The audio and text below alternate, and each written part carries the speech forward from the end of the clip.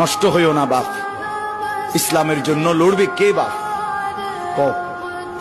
মুরব্বীরা তো চলে যাবে বাপ।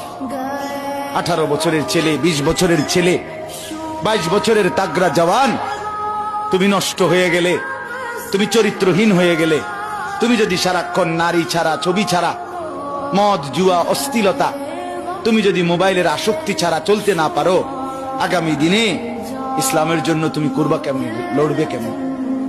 আগামী প্রজন্ম তোমার হাতে নিরাপদ দিন পাবে কেমন? বেঁচে থাকার নিরাপত্তা মিলবে না। বেঁচে থাকা 53 বছর বাংলাদেশের বয়স, 53 বছরের সমাজে বেনামাজির সংখ্যা যদি এত বেশি হয়, 53 বছরের ভিতরে মোবাইলে আসক্ত যুবকের সংখ্যা যদি এত বেশি হয়, 53 বছরের ভিতরে বেপর্দা নারীর পরিমাণ যদি এত বেশি হয়, এত মসজিদ মাদ্রাসা চারদিকে থাকার পরেও যদি এই মসজিদ মাদ্রাসা ষড়যন্ত্রের কারণে কমে যায়,